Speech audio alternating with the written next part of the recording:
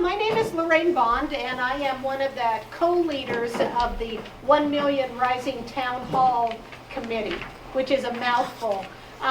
But it's because we combined two groups. We had a town hall group, and then I made up my own group called the 1 Million Rising Group.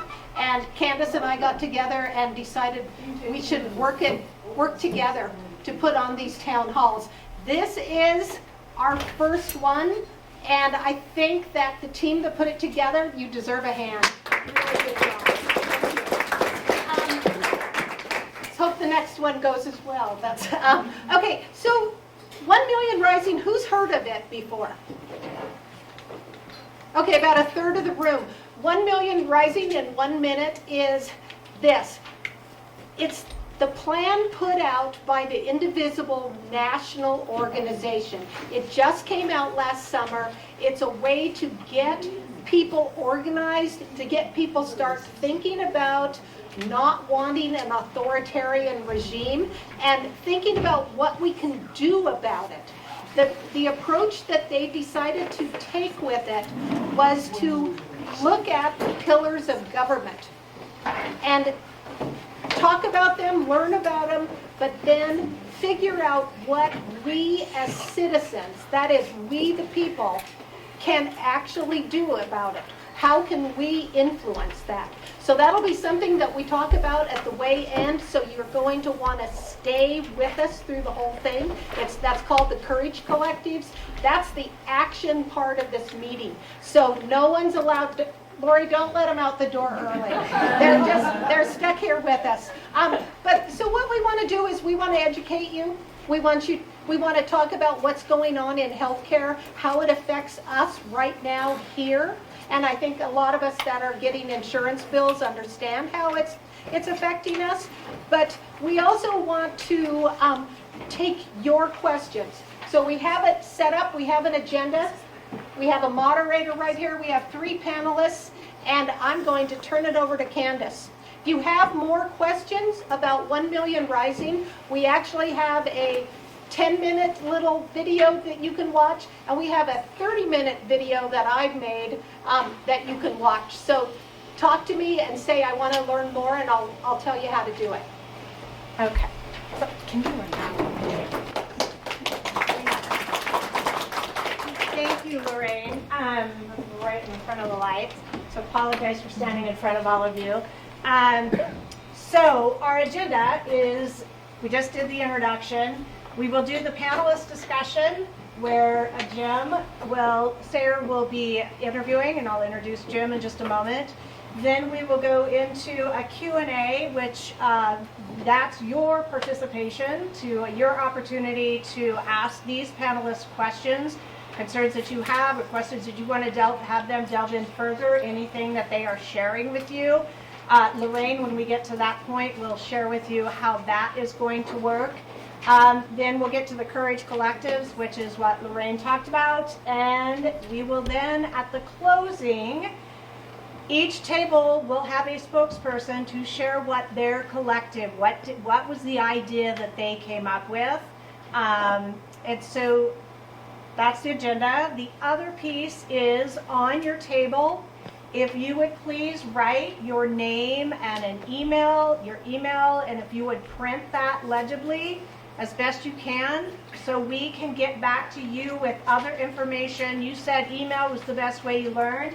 It's a great way to get our emails out to everybody about what we have coming up next, which will be next month, is on education.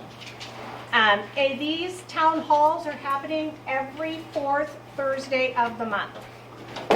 Okay, so that's something you can always count on. 4th Thursday, 6:30 to 8:30, and every one of them will be held here at the church. So thank you to this church, to St. Paul's, for allowing us to have this room, donating their time, this room for us. Okay, next one. Before we get into the panelists, I do want to share some agreements. And this is respectful dialogue. There's the bullet points underneath that. Really listen to understand. We may have disagreements on some things because we are humans and we have our own mindsets. So the point is to really listen to understand what the person is saying so you can learn from them and they can learn from you. Share the space, be mindful of the airtime. We've got a lot of people here, so be mindful of that time and follow the process. Respect Jim, the time limits and the topics so we can have a productive conversation. And I also invite you to respect all of our panelists as well. So with that said, I'm going to introduce Jim. This I do not have memorized. I'm just going to ask here, who does not know Jim Sayre? Half the room knows who you are. But Jim has been a resident of Missoula for 21 years, and he truly does love this community. And that love comes out by his actions.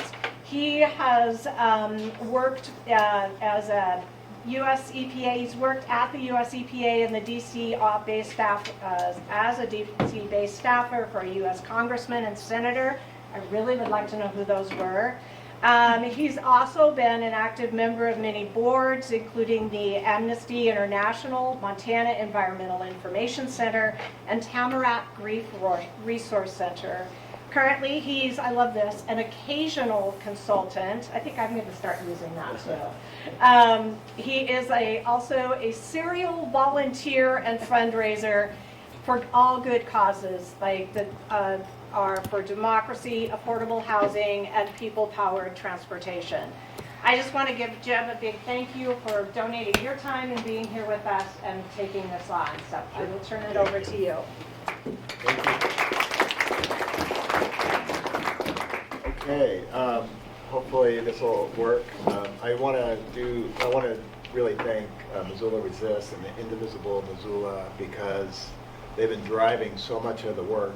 I think that's been happening over the last year in terms of resistance at the federal level, but to many different just awful things that are going on. And it feels like a heavy time, doesn't it? I mean, I'm really feeling it, and I'm trying to stay motivated. So I really appreciate the turnout for this because healthcare is crucial, but it's one of about 100 things that are percolating. Percolating's too nice a word, it's just flaming right now. So it is really, it's a hard time. But anyways, thank you for being here. There weren't things like Medicare and the Affordable Care Act. Even 15 years ago, there was no Affordable Care Act. So things can change. They can change for the better. So that's what we've got to keep. We've got to maintain and keep moving forward. So I'm going to start, though, with a fun quiz. Okay? 1 week ago, the President of the United States announced the Great Healthcare Plan, in quotes. Okay, who knows how many pages were in that Great Healthcare Plan? Okay, wait, you went fast, so I'll let you do it. 2.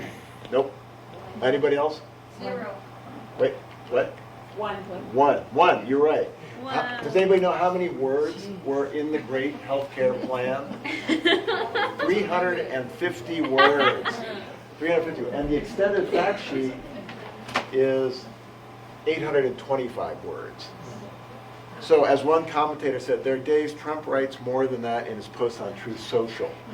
And it's a sign of how unserious this administration is, how much they don't care about health care. That is what they put out there. That's it. We're going to have a vastly more serious conversation with incredibly informed people, way more than what happened in the Trump administration so far on health care.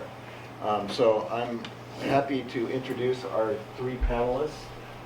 They're going to give and take. I've asked them to be crisp and concise in their answers, but they know a lot from the federal to the state level. And obviously, healthcare and health insurance, not just healthcare, is very complicated. So we're going to try and pack as much as we can in about 25 minutes of panel discussion, but then we'll have Q&A from you all, and then we'll have that chance, as Lorraine said, to think about ways that we can act in the future. Okay, so let me start. I'm going to have them do a quick little self-intro, and then I'm going to ask them a hard question that they already gave me. So, all right, we're going to start with my wife actually said this because when you listen to Montana Public Radio, you usually hear this one economist, right? You know, gets interviewed all the time. And his name is Bryce Ward. He's an economist and also founder of ABMJ Consulting, and he's going to be our first respondent. But go ahead, Bryce, introduce yourself. That sounds sufficient, but yeah, all right. Yeah. That seems sufficient, but yeah, I'm an economist. I was, I guess, relevant for this conversation. I was the director of healthcare research at the Bureau of Business and Economic Research at the university for about 5 years. And then I kind of went off on my own. But you know, so and since then I've written many reports on the economics of Medicaid expansion, and other forms of healthcare policy. Okay, so stay up. Oh, we're gonna introduction and then question? Yeah. All right, cool. So, Bryce, tell us, like, how has the health insurance landscape changed? And just do this in 2 minutes, please. But in the last 15 years, since the Affordable Care Act was enacted by Congress, signed by President Obama. Oh, and Bryce, let me know when you want to Good. Okay, so we need to jump in a time machine and go back in time to 2008, really. That was when this discussion really got going, right? And in 2008, we had a big debate about healthcare and healthcare policy. I can summarize all debates about healthcare policy in 3 issues, right? The first issue is that healthcare is valuable. When people need healthcare, they want to be able to access it. It's so valuable that many people think it should be a right. That is, we as a society are obligated to pay for it for you, provide it to you, whether or not you can afford it. Second issue, this is the first slide. Healthcare is expensive, and it has gotten much more expensive over time. Back here when I was born, it was less than 8%. At the time of the Affordable Care Act, it was about 16%, actually about 17%. So healthcare as a share of GDP is a weird number. So to help put this in a little context, right? I want you to try and imagine every dollar of healthcare spending you have spent up until now in your life and project the rest of your life. Put that number in the numerator. Now I want you to think about every dollar that you've earned over the course of your life. I want you to put that in the denominator, right? At roughly 18% of GDP, if you do that math out, because you don't work your whole life, you don't have earnings every year of your life, we get a percentage that's more than 18%, roughly 20 to 30%, right? So for an average person, average consumer, with average income, healthcare is going to consume 20% of their lifetime earnings. Now we do the math. What happens if you are an above average healthcare user? Or what happens if you are a below average earner? That means that share goes up. You get much higher than that share, there's not enough left over for food and shelter, right? So that means that this is the next big issue. Healthcare requires some form of subsidization. We do that in 2 ways. First, by insurance. We have the healthy help pay for the cost of the sick. That's what insurance does. And then via federal programs, we have people with higher incomes help support those for lower incomes. The problem is, of course, is that people generally don't like subsidizing other people's consumption. So we want to figure out how to game it. Insurance companies, the name of the game in insurance is figure out how to not cover sick people.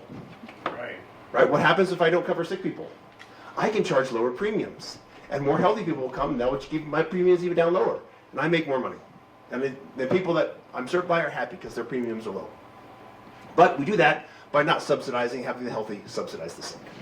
The second thing we do is we have government programs that move us, that take in from, essentially transfer from high income to low income. Right? And that creates access problems. When insurance companies are gaming, or when the government isn't sufficiently generous, we have access problems. So, sitting back now in 2008, we've seen this enormous spike that wasn't happening in other countries in cost. So there's a big push. How do we figure out how to lower costs? The other thing we wanted to solve was the access problem. Can you go to the next slide? Back in 2008, 18% of Montanans were uninsured. And many of those who were insured were underinsured. Right? So we wanted to solve that problem. So the Affordable Care Act was fundamentally about access. Right? But it tried to also work on the cost issue. To solve cost issues, there's just 2 things that we can do. We can try and prevent costs, so do preventative things, or we can try and get rid of unnecessary care. To improve access, we can do two things. We can regulate insurance companies so that they have to cover sick people, and we can create programs that transfer more from higher income to lower income. The Affordable Care Act was fundamentally about the second. Uninsured rate, cut in half, right? And largely due to increasing Medicaid, a little bit on the exchanges. We hoped that doing this would bend the cost curve. Go back to the first slide. And we basically did, with the exception of COVID. Healthcare spending as a share of GDP was 17.2% in 2010 when it was passed. It's 18% in 2024. Right, so that's what's changed, right? We've flattened the curve, and we've cut the uninsured rate in half. Now, is that the goal? Is 9% uninsured in Montana the goal? No, but it's way better than 18%. And that's what's changed.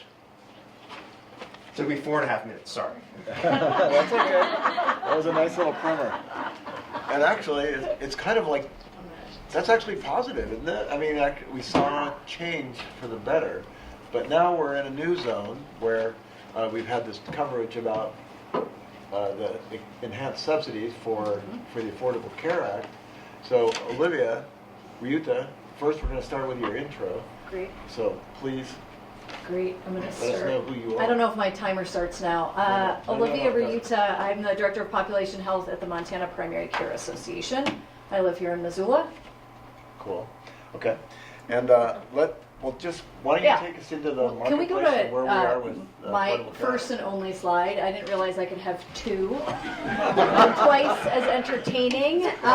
So I work for the Primary Care Association. The Primary Care Association represents all of the community health centers, like Partnership Health Center in the room. I know we have some current and former Partnership leadership, but we represent health centers across the state, and then urban Indian organizations are also our members. We're built to care not only about people's health, but the things that impact people's health, like whether you have food, housing, and access to insurance. And so we have always cared about these things. I came on board as we were implementing the Affordable Care Act within community health centers.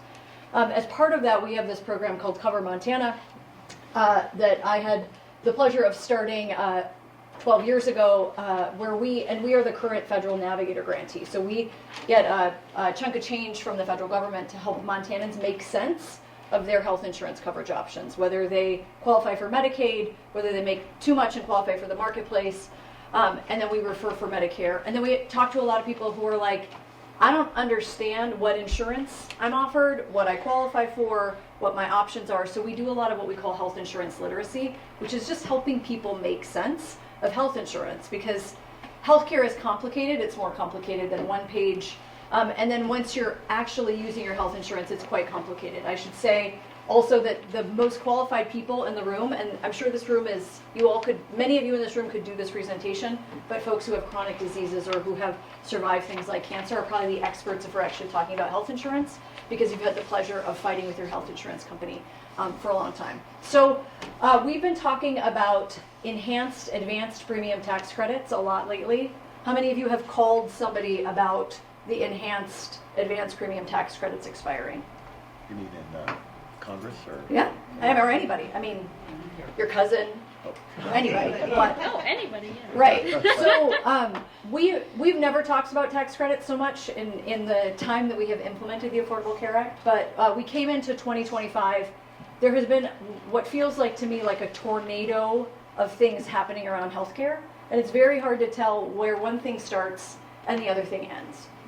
But we came into 2025 knowing that the enhanced tax credits that were enacted during COVID were set to expire, right? And then we saw in HR 1, which was a tax bill, which was actually kind of a perfect vehicle if you wanted to put enhanced tax credits in it, they were not included and have yet to be included.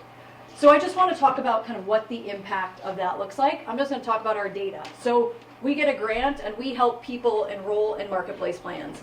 And what we've seen this year from the folks that we've helped during open enrollment, which just ended, is about half of the folks we helped downgraded their meta level. So what you can do with a tax credit is you can kind of take a chunk of money and shop around with it. So if you have high healthcare needs, Maybe you're going to buy a silver plan, maybe you're going to buy a gold plan. You're going to pay more out of pocket on your premium because you know that you're going to access a lot of care. So we saw about half of folks say, I got this amount of money and I'm going to pay less. I'm going to get something cheaper, a plan that's going to be a lower premium but it's going to have a higher out-of-pocket costs because people are facing, their premiums are much higher, right? So they're shopping around so that they can afford it. We saw folks, some of the folks on that kind of purplish, there's a lot of purple here, but a certain set of folks kept the same plan. And then we saw a lot of folks who decided to not insure their entire family. They said, these are the people in my family who really need it. Maybe it's I'm insuring my kids and not the adults. We saw some of that. And so people made hard choices, right? What we know is what Bryce said, like people want health insurance. They want to have peace of mind that when they get sick, they can go to a doctor and ideally that they're not going to go bankrupt if something happens to them. And then we saw a lot of folks switch carriers. And so we came into this open enrollment period, and Montanans are super smart.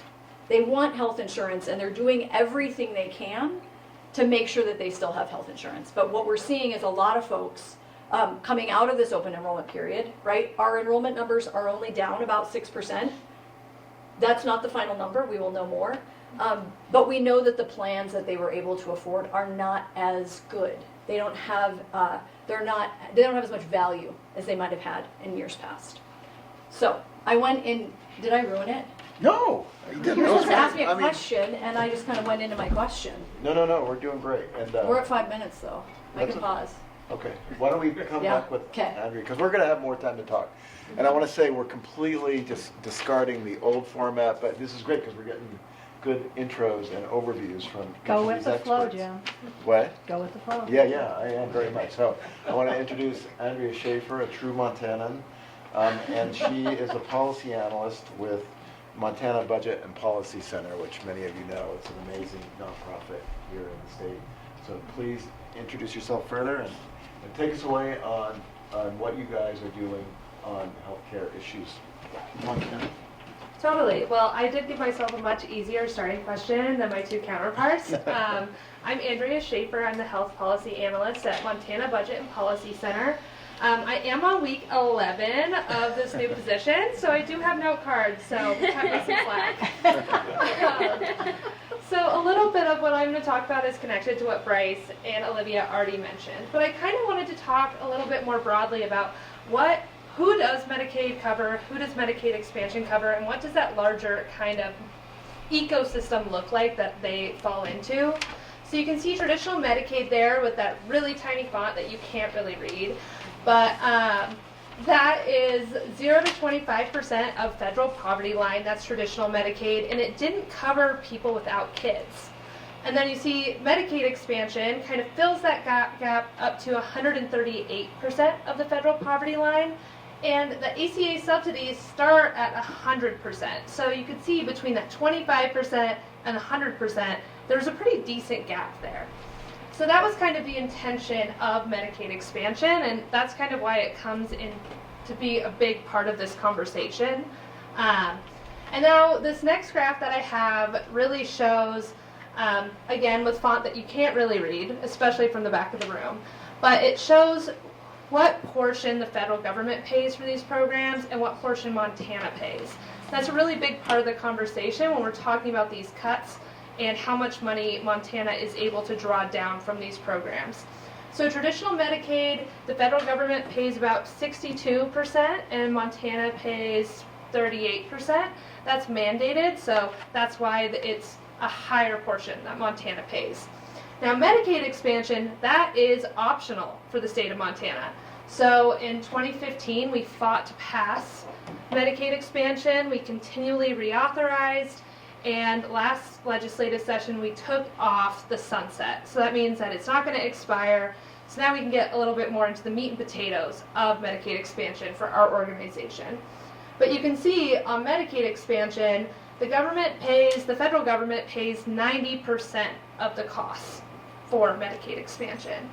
And then that last chart is for American Indian and Alaska Native folks who are accessing Medicaid. If they're accessing at an IHS or a tribal facility, the federal government pays 100% of their costs as a part of their trust responsibility to Native peoples. Yeah, so I think that's about where I am at. Yeah. Okay. So now we have some context. Now, what I'm going to do is kick back through you guys really quickly. Start with Bryce, and then go to Olivia. We gave you this other question. Again, we're just trying to spark your thoughts because we're going to come back out to you. I think, is it Lorraine was going to lead you into asking further questions. But it's a time of flux. Obviously, all these programs are on the line. What is one meaningful action an individual or a group can do to help reform and or support others through this time of change in our healthcare? If you could wave that magic wand, Bryce, what would it be? I mean, healthcare's big. It's not a system that is highly amenable to a ton of individual action, other than, of course, taking care of yourself and trying to help people navigate the absurd complexity that we impose on a lot of these systems. So that's the bad news. The good news is that the problems here are very basic, right? We have to figure out the share of healthcare as the share of income, because that's basically what determines affordability. And then we have to figure out what kind of transfer system we want to have, right? And we can get into the weeds. I could spend an entire semester debating the weeds of how to do that. But at the end of the day, that's what we're fighting about, right? And so that means that's what you organize around. Do I care about access? Or do I care about cost? More. They both are related, obviously, right? And which problem am I going to try and solve first? Right now, most of what we're changing is subsidies, right? We're attacking the subsidy process, and I didn't read the one great healthcare plan. Sorry. I know it means nothing, so why waste the time? But, to the extent that there is debate about what healthcare is supposed to look like at the federal level, when they talk about the second part, so obviously most of what they talk about is how much should we subsidize, what should we do with Medicaid, what are we doing with Medicare, all that kind of stuff. But for the most part, the second piece of it, the one that nobody really wants to talk about, is what are they going to do with insurance? And so, they have their big ideas about somehow tax credits for plans, but the fundamental question that's never really addressed at that level is who pays for the sick? Who pays for the really sick? Right? That's the question that is fundamentally of the two access questions. That's it. How much do we support low-income people? Who pays for the people who are the sickest? So to the extent they want to do something, and you're worried about access, educate yourself and educate others so that we have candidates who understand this as well.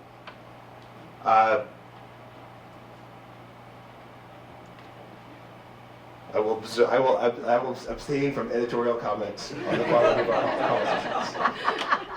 Okay, Olivia, Same come question? on up. Or And different same question. What is the one meaningful action an individual or group can do to help reform or support others through this time of change? I think this is I appreciate the simplicity and the complexity of the presentation, Bryce.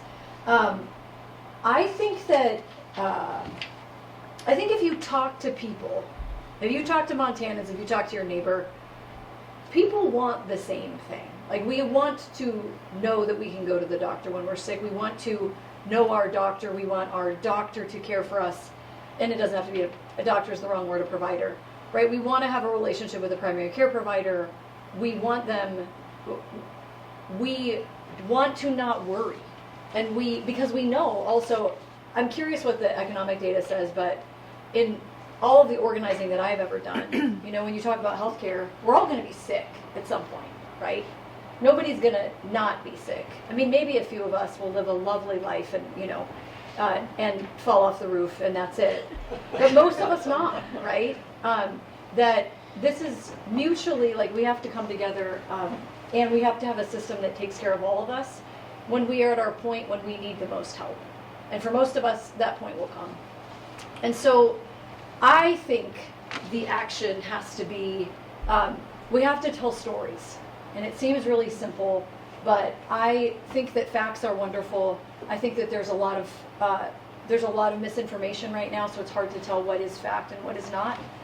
But I think that when people stand up and say, let me tell you about what it is like for me and the money that I make, and I go to work every day, and these are the healthcare needs that I have, and I can't get them. Or I have an incredible primary care provider who I have a relationship with, and this is how they've been able to help me. I think that right now we have to tell stories about what we want and what we need in our healthcare, because I think that what we want and need is closer together with our neighbors, right? I don't think that that's where we are that divided. I think that the how gets very complicated, but if you've ever been in the state legislature, right, if you've ever spent time in that building, there's a lot of facts. There's a lot of leave-behinds. I have created a lot of one-pagers. And you have a person stand up and tell their story, and that story will change votes and change hearts and minds. I think just more so than facts. And I think especially in this kind of moment that we find ourselves, where we are debating what is real and what are facts or not. And so, I was trained as an organizer, and I think we need to be telling stories. Thank you. Thank you.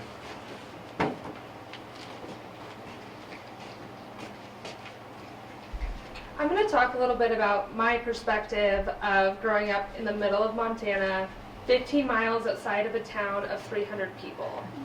I think, especially if you've lived in Montana for a long time, you know that Montana is connected. We all have family, cousins, relatives, people across the state that we know, somebody who moved, who is isolated or maybe is going through these same struggles but doesn't have the community there where they can talk about their stories and their experiences. And we're really lucky to live in a community like Missoula where these organizations exist. And I'm going to say where I grew up, they did not. You were connected through a church or through going to the high school game or going to the bar on Friday night. And those were how people in the community gather. And so I think it's really important to not only reach out to people in this immediate circle, the people that you run into every day, but make sure you're reaching out and communicating with people across the state about, hey, have you heard? Is this impacting you? You should call your legislature. You should engage. Because when all of us put all of the pressure on the same legislators from our area who largely probably agree with your perspectives, that makes some change, absolutely. But mobilizing and using those networks to connect with people across the state could make a huge difference. So I encourage you to think about that person, that cousin, that aunt, that uncle, that grandchild, and make that connection and ask how they're being impacted and encourage them to get involved as well. Thank you. Let's hear it for the three panelists that have already.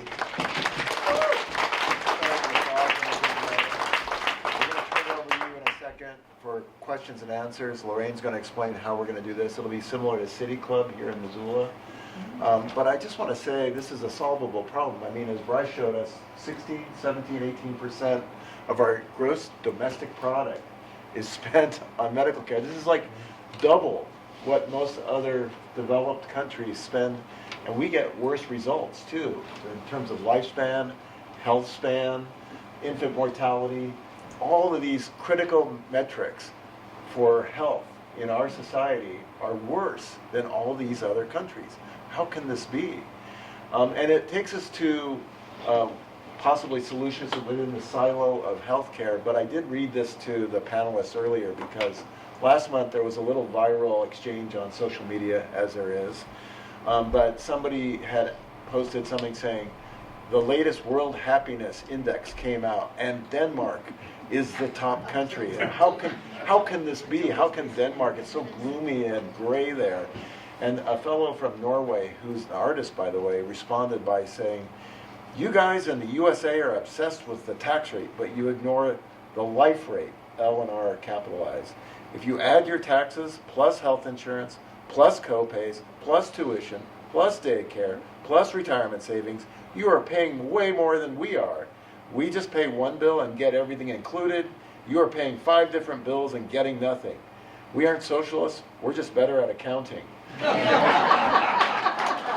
So, anyways, 16 to 18% of the richest economy in the world, and yet we're not getting great results, and we still have almost 9% uninsured in Montana. Large portions of people are still uninsured or underinsured, and that's increasing, right, with the absence of those subsidies. So we're going to turn it back to you now to do some questions for these panelists so they can keep talking about conditions and solutions. So Lorraine, come on and tell us what to do. Okay, so we did model this at, whoa, that's a bright light. I'll stand right here, or am I in there? Okay. So we did model this after City Club because it's a really nice way of asking questions. We have a lot of people in this room. I'm really pleased to see every single one of you, but we're not going to have time to hear and answer a question from every one of you. So here's how we're going to do this. See those people sitting around the table with you? Well, they're your table mates. You're going to have 5 minutes to talk amongst yourselves at the table and come up with the best question you possibly can to ask these people. So talk among each other. Choose somebody that is willing to speak, because not everybody likes to talk. So choose somebody that'll speak and choose somebody that will write your question down so you'll be able to remember it.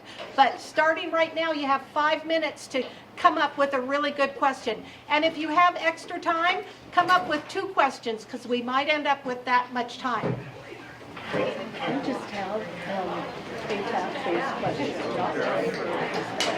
So raise your hand if you have a question ready. All right, we'll start here. This is sort of along the lines of a multi-pronged Okay. discussion. Closer? Yes. Hi, everybody. We brought up at our table the concept of neighborhood clinics. We're aware of at least one in Missoula that's connected on the school grounds. We wonder who pays for it. I think it's Providence. And how is that a model for public health? Is that enough of a question? That's a great question. You want me to answer that? I don't know the answer. Well, and I am not, I also am happy to defer this question to the people who run the clinic and know the answers. So that is a partnership school-based health center. And so Partnership is a federally qualified health center and receives a 330 grant from HRSA, right? And with that comes a whole lot of requirements. But so the question is who pays for that? So it is part of Partnership. I don't know how much, as you pencil out that clinic, how they kind of balance their books and how much money is coming from what source. But school-based health centers are a model of access that a lot of health centers have, but in a lot of parts of Montana also hospitals and other entities could have them. But school-based sites really, and I will also say, I think that Partnership site sees everybody in that neighborhood, which is a lot of school-based sites don't see everybody. They might only see students, and they might be more limited. I know that what we know from our school-based sites is that the thing that school-based sites need the most is behavioral health, right? So you're doing a lot of mental health counseling with kids. So the question, I didn't answer your question though. Remind me of like the crux of it. Is it a model? Right. So I think it's certainly a model, right? In terms of making sure that people can access care in the spaces that they are already going. It's certainly a model. Larry, do you want to add anything to that? Yeah. Yep, and do a great job, yeah. So we have the Lowell School, which is a clinic, and lots of other folks are here too. Could you guys identify yourself? Are you with Partnership Yes, Health I'm Center? Lara Salazar. I'm the CEO of Partnership Health Center. And we have lots of partnership staff in the room as well who can speak to this. Okay. I don't know if it's working. Ivora, how did it turn on? You have to hold it down. Do you want this one? Do you want to just print it to its staff? Olivia, guard that one. Okay. So, Yeah.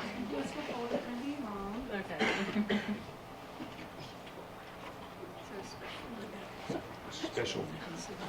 I can try to just project. Project. So that was a great question. We have a Partnership Health Center operates a school, as Olivia mentioned, school-based health center on the school grounds of Lowell School, and that's a full clinic. And then we also are in, I think it's 5 schools in Missoula at this point, where we have behavioral health staff who see students, and so it's under one roof and accessible to students. And Dr. Sarah Potts, who is here, was one of the clinicians responsible for expanding that service. So, and it, like you said, it is part of our federal grant, and then we also bill for services. We bill insurance, and then we provide services on a sliding fee scale based on income. So, And just to be clear, so when we say behavioral health, right, we're talking about kind of mental health and then substance use disorder treatment, therapy, support, that sort of thing. So when we're saying, if behavioral health isn't a word that you hear all the time.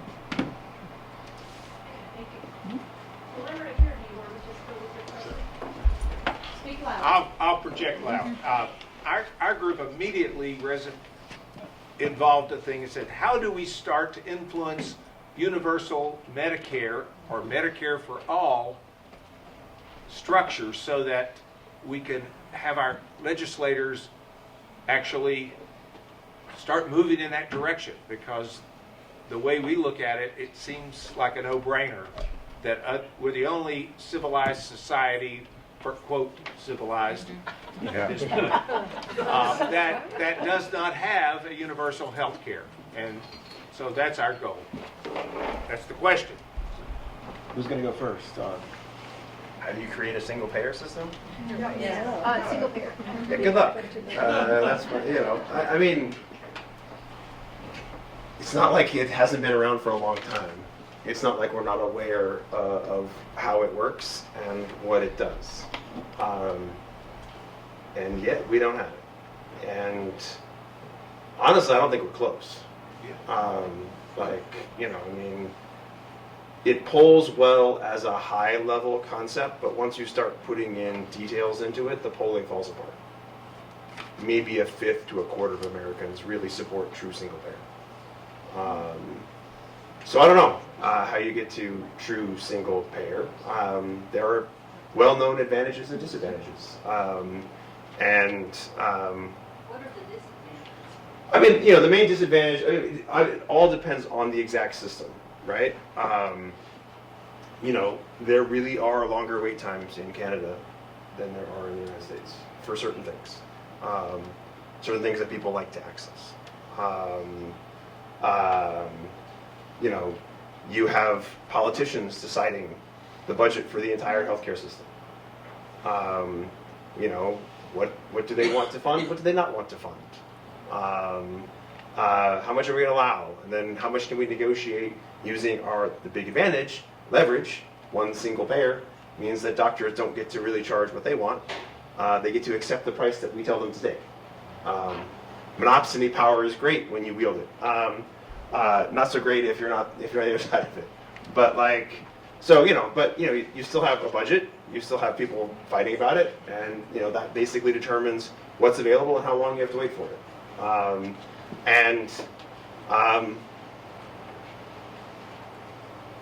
The fundamental problem is that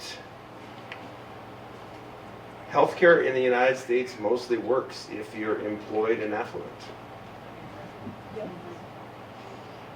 So how do you marshal power to change that system when the people with the most power are okay with it?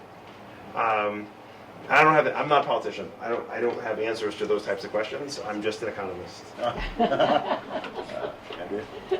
Actually, our question ties in with theirs. Could you- Okay, Andrea's going to respond. I think it's really great and aspirational to say how can we expand these programs to cover as many people as possible, right? I think right now though, it's hard for me to be in that aspirational place when we're having a lot of people who are going to be losing their coverage over the next 2 years.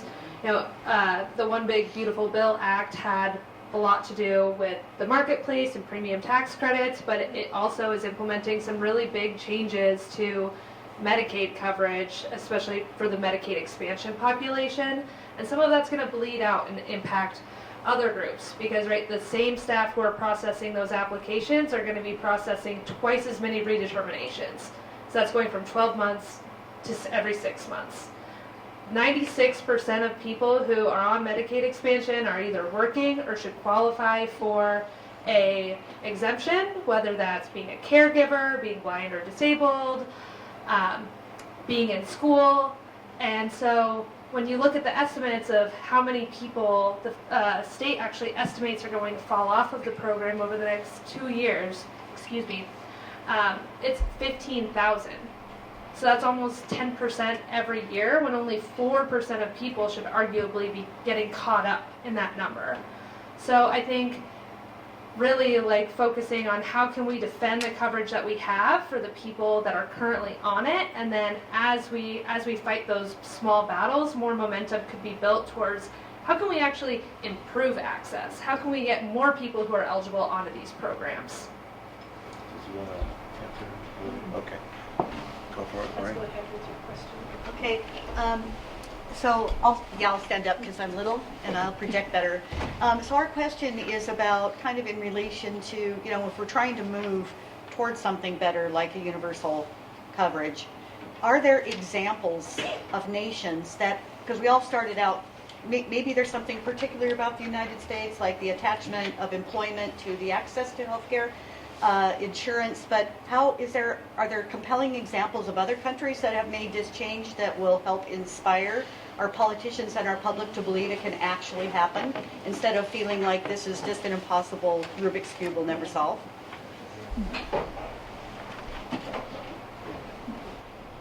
The roads diverged a really long time ago. That's one of the fundamental problems, right? Like, we created the exemption for employer-sponsored healthcare in the tax code, in part as a way to deal with issues around World War II. And we were kind of, I think, the only country that did that. Most other countries then, when the time came and healthcare became a thing, you know, again, I wasn't alive then, but like, you know, the movies tell me that if you thought back to like, you know, healthcare in like the 30s and 40s, wasn't a lot that doctors could do for you, right? Now we can do a whole lot, but doing a whole lot is expensive. So when that started building momentum, 50s, 60s, 70s, you know, the 80s is a big spike there. Other countries were in a better position to make changes because it didn't mean taking away a goodie from your working population. Right? You know, the tax credit for employer-sponsored health insurance is, I think it's the largest, you know, we call them tax expenditures, right? So economists, we get really annoyed when people talk about the budget and they only point at the dollars that come out of the federal government, right? Dollars that I don't put into the federal government, that's spending too. We call it a tax expenditure, right? And the tax expenditure side of the government is almost as big as the spending side of the government. Right? And, you know, it's a huge goodie, right? You know, take whatever, you know, you actually can see this now, right? Because they have to send you the value of your healthcare plan. Take your top marginal tax rate, apply that to whatever they sent you, and that's how big of a tax credit you're getting. Right? For most people, that is thousands of dollars, several $1,000s of income that is untaxed. Right? So that's where we diverged. Right? That is the core root of it. It's one of the main impediments to change, right? Is while you can try and design a system that holds people the same, right? Will cut your other taxes in some way. The reality is each of our taxes are individualized, right? There will be winners and losers no matter how you try and do it. And the losers are going to get mad at you. And politicians don't like it when people get mad at them. So not changing is the easiest way to do it, right? But yeah, because we diverged so long ago, I don't know the history of every country's healthcare plan, and it's been a few years since I spent a lot of time thinking about all the different countries' healthcare plans. This was a big thing like 7-8 years ago. But like, I don't know of any examples of somebody who's done something like we would need to do. Do you guys know of anybody? Like, no, I don't. Can I just answer? I know Houston, Texas, their healthcare system, there is some healthcare group that is similar to socialized medicine. It is dedicated to doing the low income, and I know this because my niece and her husband work in it. I'd be curious. Yeah. There are different, there are different oddities within the country, certainly. There's all sorts of different systems that we've, at some local level, exist to some degree for some population. But, yeah, exceptions, not rule. And we haven't really, again, I don't know of anybody, because, again, we're an outlier, right? We're the different one. Yeah. And we've been a different one. I mean, there's a few places that changed over time, but I'm about to turn 50, and I'm pretty sure almost every country has had its healthcare system fundamentally in place my whole life. Wow. There's been tweaks, obviously, but like the National Health Service in England goes back a long time. Medicare in Canada goes back a long time.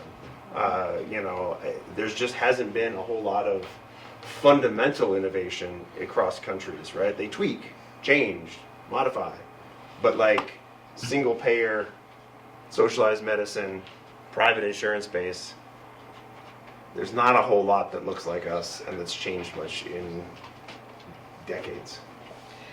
I think our question. I mean, I looked, I thought I had a gotcha too, because Canada adopted their plan in 1947, so it wasn't very recent, but it was right around when Bryce talked about the fork in the road. So definitely a lot of them have been baked in, and now you have a lot of constituencies who are baked in, especially the insurance industry, which takes a big chunk of that change that we spend on, our health system.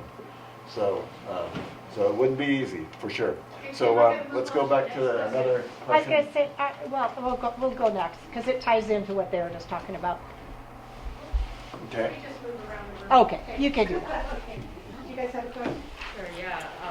Our table's question is, it feels like we have very little influence. You got to speak much louder. Okay. It feels like we have very little influence on health care decisions on a federal level. So is there anything we can do to influence healthcare legislature or anything on the state level? Yeah, I'll start and then I'll hand it to Andrea. Could you repeat the question? The question is, it doesn't feel like we have a lot of influence over what's happening at the federal level in terms of health policy and changes, so what could happen at the state level? I think the state level is a great example. I think there's a ton of stuff happening at the state level. I think there is a huge thing that's going to happen with Medicaid that we'll have Andrea talk about in the next 6 months. So as we think about, we've spent a lot of time talking about tax credits, and I think we should keep talking about tax credits because it's an affordability issue, right? People need to be able to pay their premiums. They also need to be able to afford to go to the doctor if they have insurance, and people are getting to that place where it's hard to do that. But I think that thinking about your relationship with your local, like if you don't know your legislator, they should know you, and introducing yourself early, right? Our next legislative session is 2027, but they're having interim committees all the time, right? Where they're starting to talk about how our state budget looks in 2027, and do we have to make hard decisions, and do we have to make cuts? There's also a big conversation happening about Montana's getting a bunch of money for the Rural Health Transformation Program, right? Which is part of the HR1, the big beautiful bill, right? $900 billion in cuts, $50 billion in investments in what was initially really called like the Rural Hospital Fund. And so those funds are being distributed, and Montana's getting the fourth highest amount of money in that. And they're just starting to decide how that money is going to get spent. And so I think there's a ton of stuff happening at the state level that we can and should be paying attention to, and we shouldn't wait until the next legislative session. And, you know, everybody in the state house is always running, right? So there's going to be primaries, there's going to be elections here coming up, and so it's a great time. Some people are already out on the doors, but Andrea can talk about Medicaid. Or is it? Sure. Yeah, we need to keep it with the table. So. So could I just, can I add to that? Sure. So I attended today, I attended the first She needs a rural mic. rural health transformation advisory committee meeting, and they have a website, ruralhealth.mt.gov, and they are inviting public opinion now for input on what to do with that money. And so I would suggest that you go to the site, see the makeup of the committee. Today's meeting was on YouTube, and it might be something you could access on YouTube. And if not, they have slides that they will have on the site and everything about what they talked about today. But I would recommend everybody who has an opinion about what should be done with that money, get in touch with them and share your opinion. Can you repeat the site, please? Yes, it's rural health, one word, .mt.gov.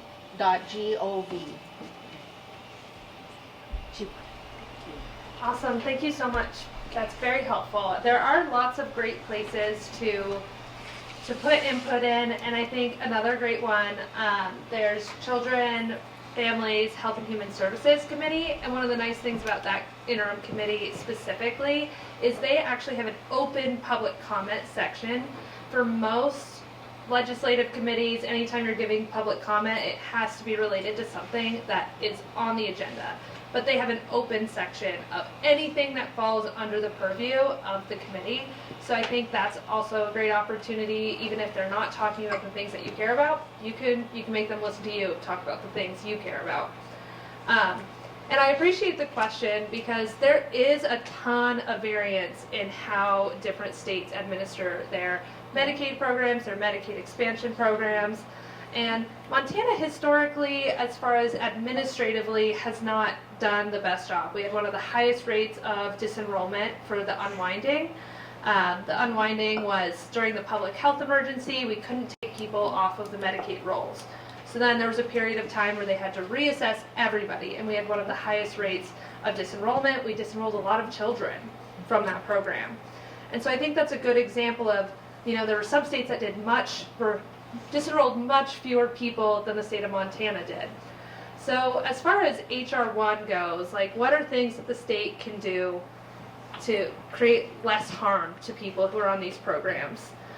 So the state is going to be one of what we would call early adopters. So they're trying to implement the program as of July 1, 6 months before they technically have to, according to the federal government. So the state doesn't have to do that. They can simply slow down. They can make sure they have all of their ducks in a row. They've stated that they likely won't have all of the technology back-end pieces put together yet by the time that they hit that implementation. So that's going to harm people. They also are going to start doing communications before they have their state plan figured out for this implementation.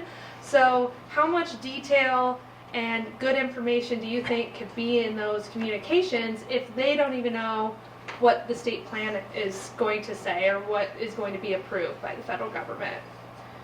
So one thing that they could do is they could follow their date. They could start with a beta testing period where they're working through the kinks where they don't actually remove people from roles.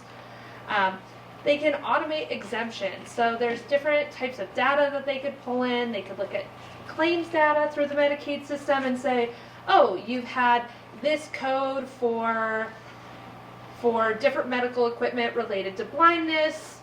You're exempt because you are blind or have a disability. The other piece is self-attestation. There's a lot of these different exemptions that, like, it's kind of hard to document, like, are you a caretaker for an older family member, or, you know, like, if you have a disability and you aren't with DSS or have a different chronic illness, how much harder is it for you to jump through administrative hoops to get the documentation that you would need? So they can allow people to self-attest, be looser on their document requirements that would allow more people to qualify for those exemptions. And then another piece, and I'm sure Olivia will appreciate this one, is reaching out to providers. Providers know when they're billing Medicaid, but they don't know if they're billing Medicaid expansion or traditional Medicaid.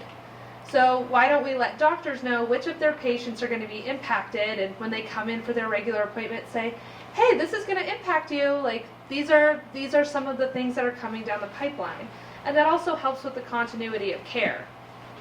So rather than them losing their insurance and then trying to communicate with their provider can communicate with them before they potentially lose their coverage.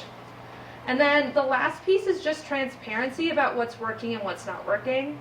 So as far as, like, if you apply for an exemption and you don't get it, those numbers should be reported. We should know how many people are qualifying, how many people aren't qualifying, how many people are working but they didn't submit the right form in the right timeline, or this letter got returned because we have a bad address, right? Like, that's all important information at the department should be held accountable to some extent, right? Those are main ways that they can minimize some of the harms. Andrew? Yeah. If people want to, like, coalesce to do these things, or, you know, find power in numbers, would they work through the center, your center, or what would be their best means of doing that? Yeah, totally. I would shout out one of our close partners that we work with, Catalyst in Montana. They're fabulous. They do a lot more organizing. We're more of the research arm of the operation. So I think community organizations, Catalyst, absolutely. Do you have any other suggestions? I think Catalyst is a good Yeah, Catalyst is a great place to start. Okay, thanks. Thank you. We're going to move on to another question. Hello, can you guys hear me? If you can hear me, do a thumbs up. I used to be a preschool teacher. Thank you. So I grew up on Medicaid, like in poverty and stuff, and I'm from Bernie land. I'm from Vermont, so this is not going to be a very shocking question. So if taxes are individualized, what's stopping us from taxing the rich? Because the billionaires are erasing the middle class, and they have all the money to solve the issue. And I know it's a massive question. I'm not saying that you guys have to have the end-all be-all, but I'm curious on the Montana side, because it's been a vastly different culture shift as I've been living here 7 years, to see priority is in different directions of who gets care and who deserves access to care and all that jazz. So yeah, taxes are individualized. What's stopping us from taxing the rich to help pay for this and not make the lower class pay more?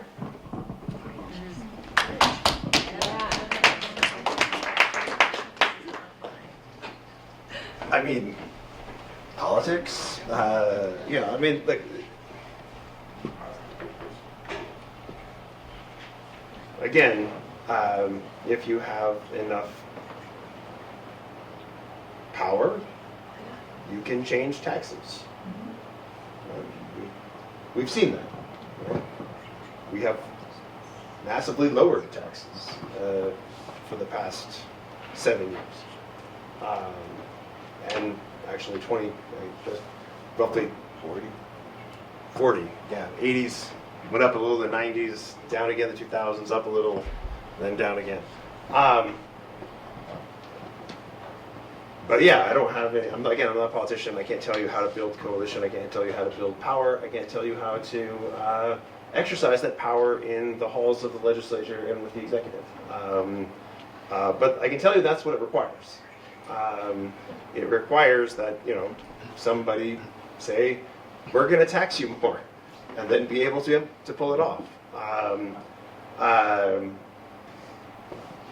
I don't have any great answers in terms of how to make it. I don't have a magic wand to allow you to implement whatever your ideal tax policy is. I certainly don't have one that allows me to implement my ideal tax policy, which I can assure you is very different than most people's. I just want to say one thing that's been. Yep. But I just want to give you one little bit of hope, which you said you came from Vermont. Is that right? So I know Massachusetts now has 3 years of data for their millionaire tax, and it's actually been a huge success in generating billions of dollars for a wide panoply of social and other programs. And of course, the thing that everybody said was going to happen in Massachusetts, they're arguing about this right now in California, is the flight of rich people to other places, but that hasn't happened at all in Massachusetts so far. So it is feasible, it's technically possible, but as Bryce said, it's a matter of politics, and I've lived here 21 years, and it has been a political shift. I have to acknowledge it at the state level. I wish it weren't so. I wish we were more of a quote-unquote purple state and more in the middle, but at the state level it has been a challenge. So it'll be a tough political road, but it's completely feasible, and it can be successful and deliver results if that's what people want. So go ahead, Lorraine. So our question is about the marketplace and subsidies. And obviously, our assumption is when Obamacare started, there were subsidies. And then there were, with COVID, I believe, there were the enhanced subsidies. And now the argument is over cutting the enhanced subsidies. So assuming that's accurate, how does that affect people proportionally? For example, if I'm on the enhanced subsidy now and it's cut, does that mean my subsidy goes down by 5% or 80%? Just trying to get a sense of how it really affects real people. So, yeah, and so the way that, so you're correct, there have always been advanced premium tax credits. They became enhanced. We went from APTC to EAPTC because we can't live without an acronym. But what it did was it reduced the out-of-pocket contribution based on where you fell on the federal poverty level. So it just dropped it. So for example, under enhanced APTC, which we no longer have, if you were up to 150% of poverty, it was 0. Your expected premium contribution was 0. Now we are 150% is 4.19% of your modified adjusted gross income. And so what the tax credit does is it says, okay, Olivia, you're 150% of poverty now. You have to pay 4.19% of your income out of pocket. The tax credit makes up the difference between 4.19% that I am paying and the cost of the second lowest cost silver plan on the marketplace. So all that is really wonky, but what it basically, there's a set amount that a person is expected, their expected premium contribution, and the tax credit makes up the difference. And so people are still getting tax credits, but the amount that they are expected to pay out of pocket is just more. And I will say, and for folks who are higher income, who are 400% of poverty, a big shift is that under enhanced APTC, they got tax credits, right? So they were, if they were at 400% or above, it was 8.5% of their income was their expected premium contribution.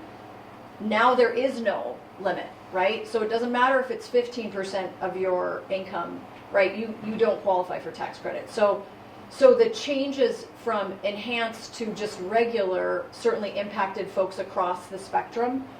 But you will often hear about, and some of you might have some of those stories, those folks who are at 400% or above have some of the most dramatic dollar amount stories, which isn't to say that folks on the lower end of the kind of income spectrum, maybe they're only paying $85 more a month, right, because they shop down to a bronze plan, but $85 a month might be a whole lot and might make the difference between them enrolling and not. Does that answer your question, Bryce? You nailed it. You only get to ask one. Do you want to do yours? Oh, sure.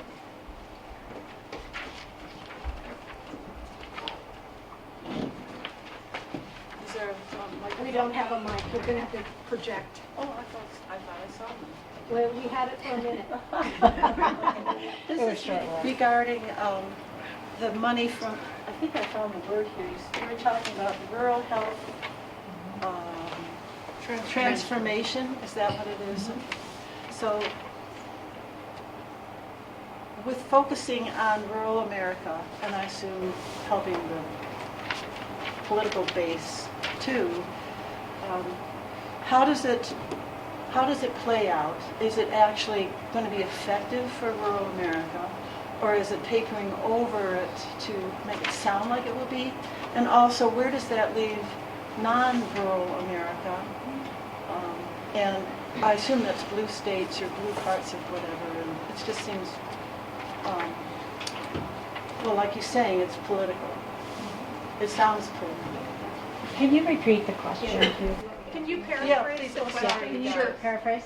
The question, I'll start, and then I don't want to take up all the space, was with the Rural Health Transformation Program, is it, you had two questions, now I can't remember either of them. Is it? What's the net effect? What's the net effect? Yeah. Oh, thank you. Yeah. So it is early, right? So the Rural Health Transformation money was part of the negotiation, right? So, and it was especially like Lisa Murkowski, where we're going to cut all of this money from Medicaid, which has huge impacts on rural providers, on rural hospitals that don't operate at a very healthy margin, right? So rural hospitals across the country have been closing. We've been very lucky in Montana that rural hospitals haven't closed here, in part because we expanded Medicaid. And so it was part of that grand negotiation, right? We're going to make these huge cuts. What are we going to do for rural health to make sure that we are taking care of them? The challenge, or not, I mean, depending on how you feel, right? So the money that's coming, the rural health transformation money is coming with a lot of rules. And there are a lot of guidelines around what the state could put in our application for. It was essentially a grant application that the state had like 52 days to submit. It was like a 60-page, $1 billion grant application. If you've ever written a grant, you can't imagine, right? There's not a lot of details in 60 pages for $1 billion. And so the state's proposing to spend that money over a series of initiatives that do a lot of different things, from healthcare workforce to kind of sustaining rural facilities and hospitals, to kind of changing the way we pay for healthcare with value-based pay, to investing in community health, like moving upstream. We haven't talked about public health a lot today, or all of the things that help people stay healthy. And then also a lot of IT. And so I will say that only 15% of that money can be spent to really kind of support rural providers who might be impacted.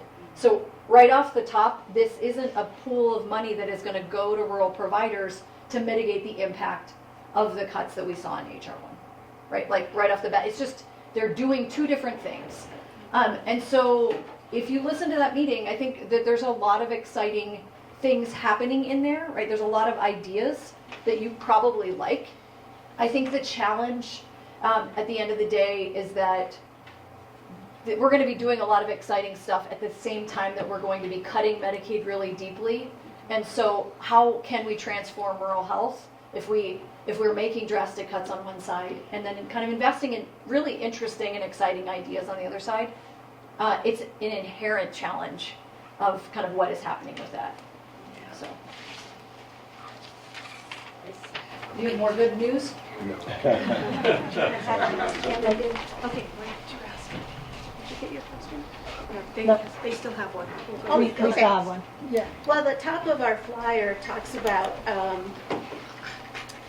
the changes, particularly the cuts to healthcare, not just the specific ones that are in front of us right now, but the net loss, truly the net loss in federal revenue affects all of us. And I'd like to hear, this is not a political question, so I am looking at you, because you don't have to be a politician now, is what are the implications of that net loss, even though it's unknown? what the dollar amount is, particularly on Missoula, particularly on our healthcare facilities that we operate here in Missoula for the state, and in our larger economy. So beyond the people that are directly affected to our larger system. And can you repeat that too, Bryce? Sure. So basically, when you cut federal spending, what happens? Well, the first thing that happens is some people no longer access the same level of health care. And they have less insurance against the risk that they will need health care. That's bad news for them. They will access less care. They will forego more care.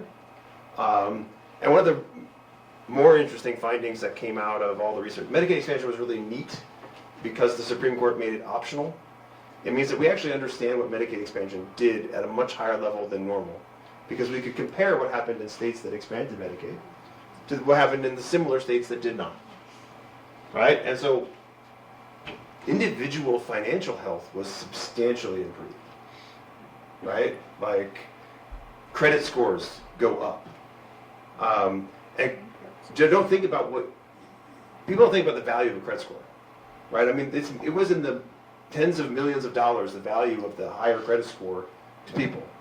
Bankruptcies go down. If you want to go to my third slide, there's number. There's the share of Montanans who reported any kind of medical debt. Prior to Medicaid expansion, I believe was something like 18%. In 2024, I think it was 4. 17 to 4. It also means that you commit less crime, which benefits all of us. When you turn to the healthcare providers, it means more demand, right? It means the demand curve is shifted out. It means I have more money, right? It means I have less going out the door in uncompensated care. Right? I mean, the impact of uncompensated care is unequivocally clear. It's very clear in the data. $225 million reduction across the state per year. And it means that I can hire more people and pay them higher wages. So Medicaid expansion, just Medicaid expansion, $200 to $300 million a year in additional healthcare wages. Now we're not cutting Medicaid expansion. We're not getting rid of Medicaid expansion, but we're tweaking the dials on it. So some share of that will all go away.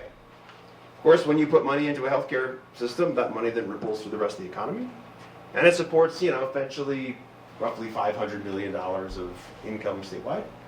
And when we talk about rural health, the challenge of rural health is scale.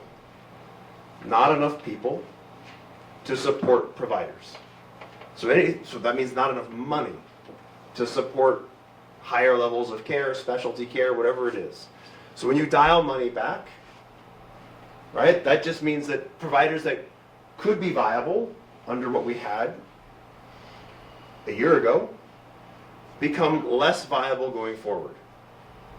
Yep. So long term, you're going to shrink the availability of care across the state. Everybody pays that cost, right? Like I can have insurance, but I can live in the middle of nowhere in Montana, and the amount of driving that I have to do to get to care gets longer. I can still, look, if I have insurance, great. I can drive all the way to Missoula or Billings or Great Falls and access care. And I will for some things. But the further away I go, the more I'm going to skip at the margins. So that, if you can increase the mental health provider, right, which I know Medicaid expanded the supply of in rural areas, Medicaid expansion did. Or if I can have a nurse practitioner, right, well now I have access to care that I didn't otherwise have. That I can use the insurance that I already have to acquire care. And that's the concern, right? The concern is that not only do I lose this capacity, the money that's circulating, and do I lose the benefits that are going to the people who are actually covered, is that everybody suffers when they can't access the same level of care as they would have otherwise been able to access. May we have this slide? Yes, I will. I'm going to actually turn these into a PDF and put them in a file. That's a scan, one of those scans. It's not in there right now, but I'll put it in. Okay, we have one last question right here. Okay, so our question was, it is our understanding that healthcare used to be not-for-profit, correct? What happened? Why is it so expensive? Why is that graph going up? Or how did we come for profit? How did we come for profit? Bryce, Okay, look, the distinction between profit and nonprofit actually doesn't make that much of a difference. You know, when you look at studies, you don't see a huge difference. Hey, Bryce, could we really clarify that prior to a certain date in time, that medical services were not for profit? There was not a profit motive agenda. Yeah, no, there. You know, I mean, it was. You know, your hospital was run by some nuns, or the county. That was, you know, when I talk about that old school healthcare when there wasn't much on offer, that's kind of what we had. So there wasn't a pure profit motive. Now the problem with I'm going to avoid the lecture on nonprofit governance. You know, when I was a graduate student, my advisor sat across me and like tossed me the opening chapter of his book on nonprofit governance. So I can tell you a lot about nonprofit governance. But the reality is that even though there's not a profit motive in that being paid to capital, people are still making money in nonprofit healthcare. You know, in fact, and you can look it up. Just go read the 990s of any hospital. They have to list their highest paid employees. And you can see just how much the doctors make over here. Not over there, because that's for profit. But over here, you can see it. See how much their administrators are making. There's a lot of money, right? So the issue is, why is healthcare expensive fundamentally? It has nothing to do, it's not necessarily about for-profit or not-for-profit. What it has to do with is, you know, look, the reason the graph went up and diverged from the other countries, there's a lot of reasons. But for me, the main explanation is we just pay higher prices. We pay higher prices, you know.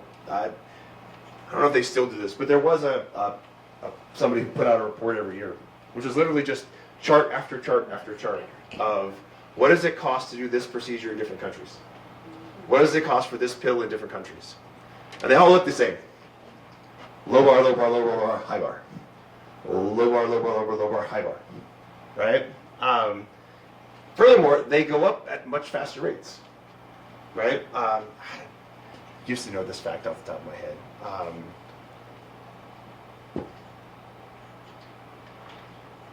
The cost of a vaginal delivery, uncomplicated.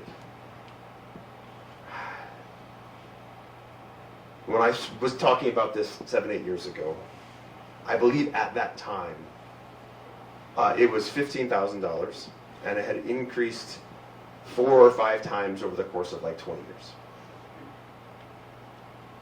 Just to be clear, this is something that humans have been doing as long as we've been a species. So it's unclear why it costs as much as it does in the United States when it doesn't cost nearly as much. It's like 6 times, I think, what it costs in other countries. And it's like 5 times what it cost a few decades ago. So there are other issues. There's always other issues. But the fundamental issue in American healthcare is we pay higher prices. But why do we pay higher prices? Yeah. Because we don't have the leverage of a single payer system. You know, that's the fundamental reason, right? We don't have that ability to say, no, we won't pay that. And look, we could do that, right? You know, we've tried to do that a little bit with Medicare. Only recently did we say, hey, let's use this bargaining power to lower our prices that we have to all pay. But for political reasons, we've been unwilling to do so. Unwilling to cap prices, unwilling to tamp down on a lot of things that you could do to try and get this, you know, what are your options to lower costs? Prevent stuff, get rid of low value stuff, or cut prices, i.e. get the same care for spending less, right? And we've basically said we're not going to do that, right? We let the market kind of take care of that. You see lots of variation in what people, you know, I mean, New York Times had an article 5-6 years ago on, you know, somebody had kind of cracked into variation in prices just across space. Like how much more, like, you know, it's like again, I apologize for misremembering this, right? But again, take something standardized, an MRI, right? It's a machine. There's different quality machines. I once did a whole antitrust case on MRI providers, so I can get into the details of that, but I won't. But for the most part, you're sticking somebody in a little tube, hoping they don't get too claustrophobic, and making an image of some part of them, right? But we used to think it was just like across big swaths of it was like an MRI in place X is 3 times the price of an MRI in place Y. And we used to think that there had to be a big difference between those places. Then we cracked open the data and it was like, no, you can drive down the street and get an MRI for 1/3 of the price. It doesn't make a lot of sense. I'm not sure I fully understand it. I probably did understand this more a few years ago when I was more in the weeds. But that's the core issue. The core issue is we just pay more. We also have a lot of low-value care. We let people practice medicine however they want in whatever place they're in. And there's big geographic differences in who does what. And very interesting studies that have come out recently where they took advantage of the fact that people move.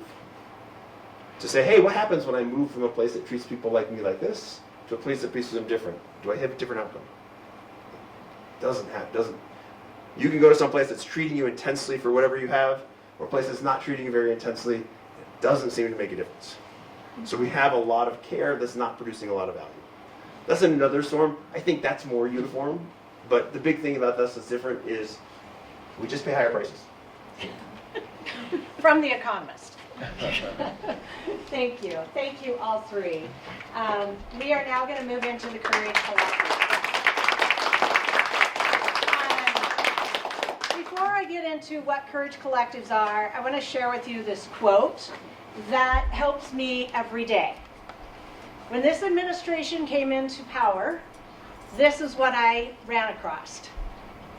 And it really does. When we work on a problem, it reduces our fear.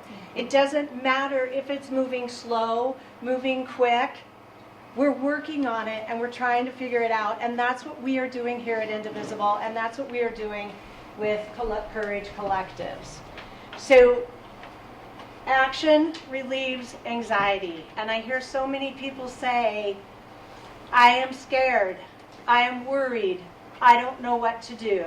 Well, here's your answer, Courage Collectives. You want to go to the next slide there? And what these are actions individuals and/or groups can take to support restructuring, reframing, changing the system of these pillars through non-cooperation and/or the support to those it is impacting. The last question that Jim asked all of these, what could we do? They saved some really great answers. Communicate, coordinate. Those are the things that we can do. And it doesn't have to be a big event.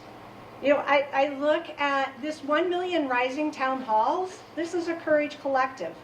And it started even before the Courage Collectives. The Bridge Brigade, that's a Courage Collective.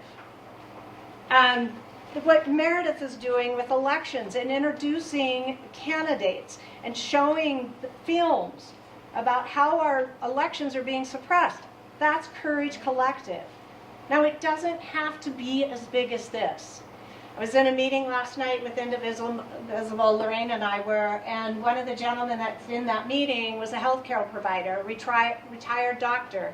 In Colorado, in Denver, they created what is called the White Coat Colorado. And it's healthcare professionals that are getting together to being visible in their white coats in letter writing or in the media. So Courage Collectives are like-minded individuals.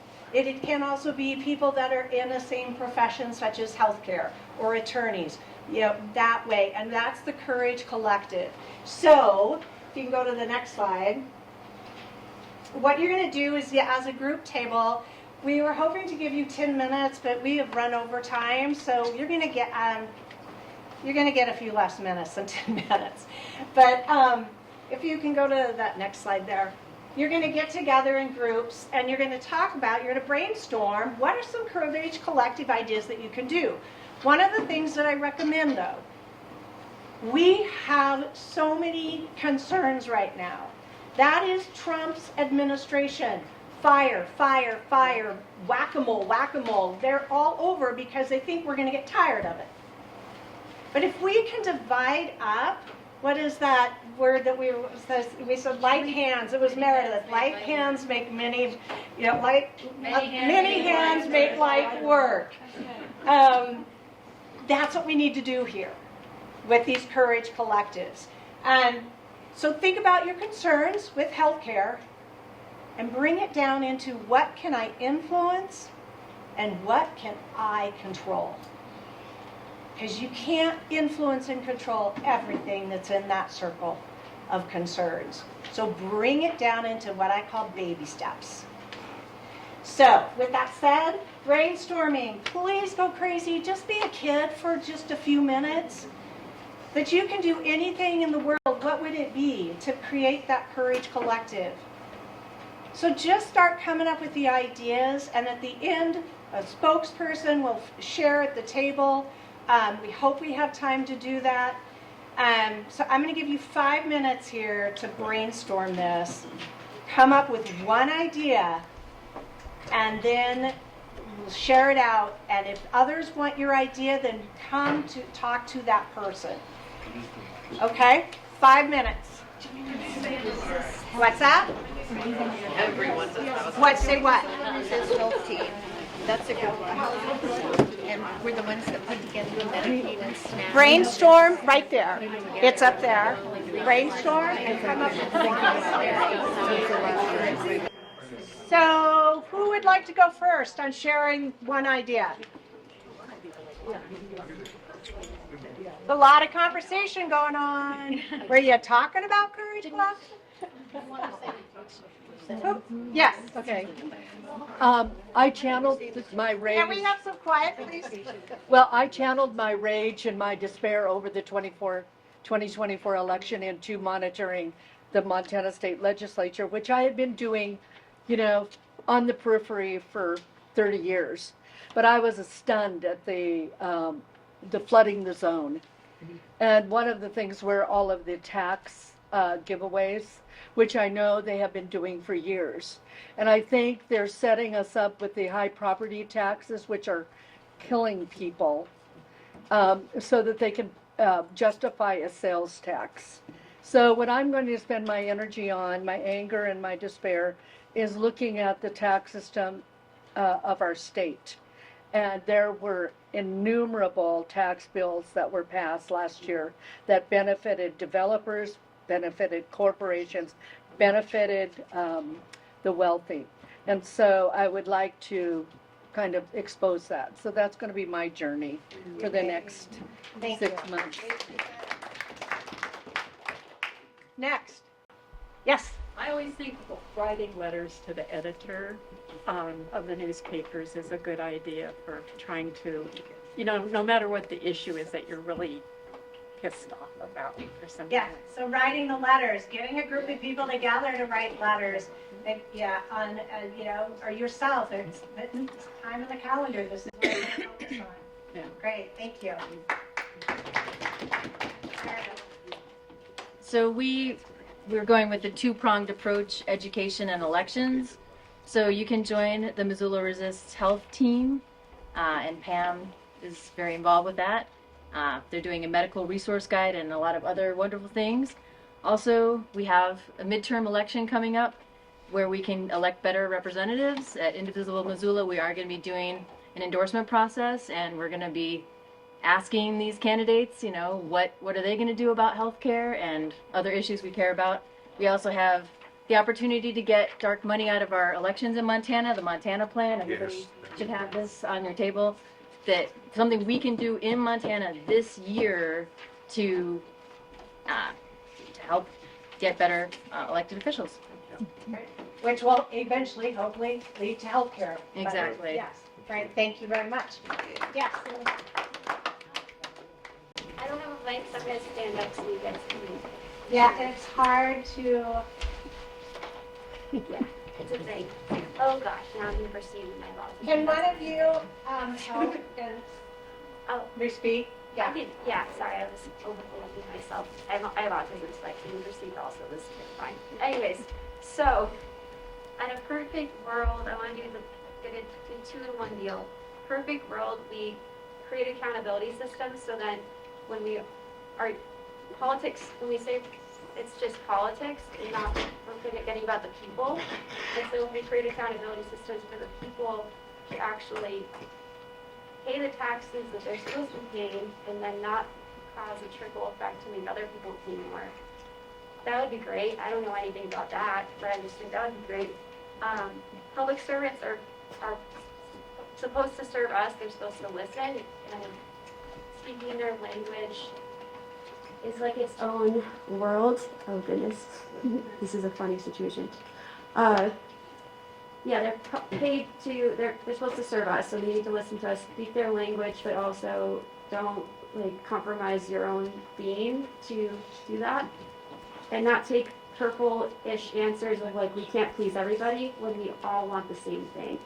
And accessibility is access for everybody. I want an access to care work group with the county and Missoula Public Health. We've been working on a ton of stuff throughout the last year. I know 12 are actually 30, no worries otherwise. So, but we're trying to figure out a bunch of different ways to grassroots version of it, but in a perfect world, accountability systems, because politics are people, and we can't forget about that when you can actually change a system, because the system is built by people. Yeah, but I don't know anything, so. Yes, you You do know. Yes, you do. Yeah. We all know something. I think the piece what you're saying is creating an accountability source of putting, how can we create this accountability that people, our elected officials, let's hold them accountable to what they say they're going to do. We also need to elect officials that can help the cause. Yes. Did I get that right? Yeah. Okay. Making the cost accountable to the people who can pay it, which are the billionaires and people that are rich, and not make the folks needing the services and care the most that can't get access to the top-notch specialists and doctors like rich people can. The irony of them being having access to care and paying less in taxes. Having an accountability system in place where they get disciplined in some way, and legislators also have to be accountable for what they say and be listened to. So almost like the Massachusetts billionaire tax, and what California is trying to do too. So thank you. Anybody else? Hey, I have one I want to add to this. So when you're thinking about what you can do to be courageous, think outside the box.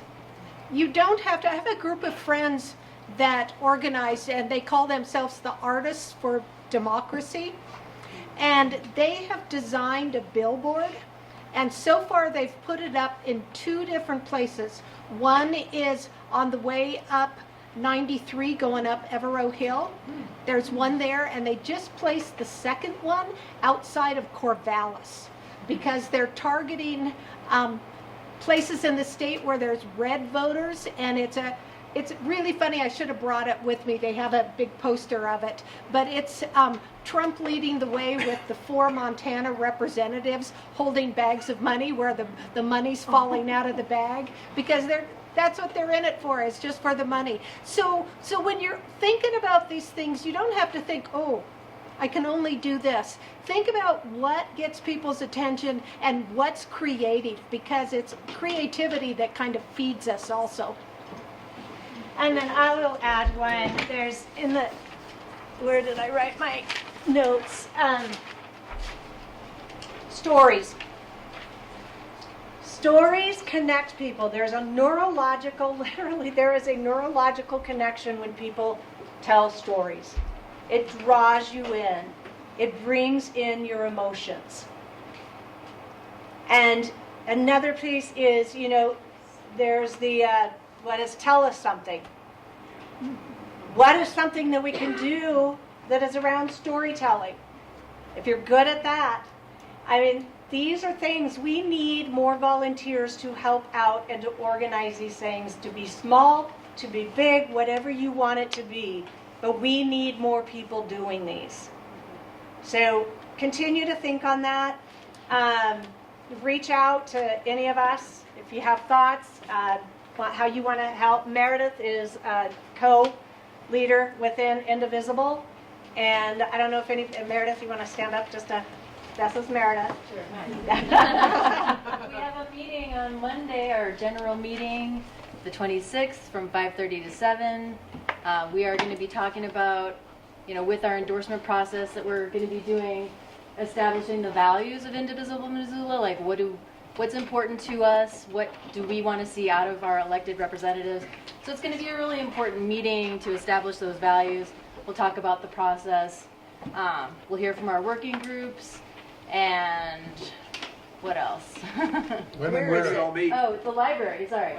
It's always at the library, except when it's here. Yeah, so Monday, the 26th, 5:30 to 7 at the library.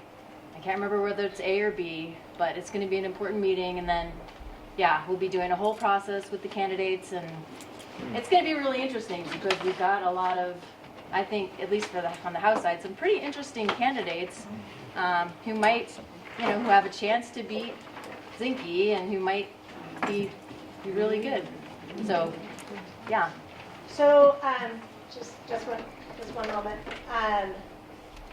The announcement, and then we got 2 questions. Okay, 2 quick things I want to tell you about.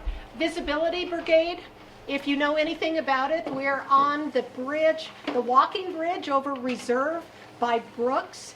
Every Wednesday from 3:30 to 5, we put up slogans. We have a lot of fun. We sing. Sometimes we dance. There's always about 20 people or so that shows up on the bridge with our messages, but I timed it yesterday. We're reaching about 4,000 cars that are driving underneath that bridge. So if you want to have a good time, come to the bridge. We're always looking for new people to join us. Come once or come every time. Time again? It's 3:30 to 5 Wednesdays. on Wednesdays. And third Saturdays. Oh yeah, and the 3rd Saturday for people that can't do weekdays. The 3rd Saturday of every week. Final thing that I want to say is that February, our town hall is on education.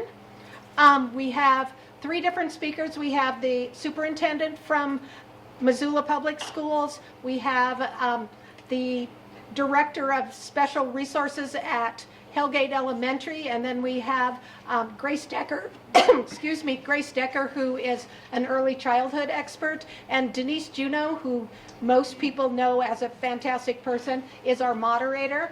So same time, same place, just in February. Yeah. I have an announcement too. There's a rally tomorrow at the courthouse at 12 o'clock to show solidarity with Minnesota. It's at Hell. It's at the federal courthouse. Oh, It's at the federal courthouse. Across from the post office. At 12:20. Yes, a friend of mine is here tonight from Moms Demand Action, and we have a member of that group who has been a regular postcard writer. I don't know if any of you are familiar with the postcard outreach to all our elected delegation members from Montana, but one that we need to get out now because this vote will come up the end of next week, if not before, and it's a great postcard. It says, "We the people oppose unchecked federal police power."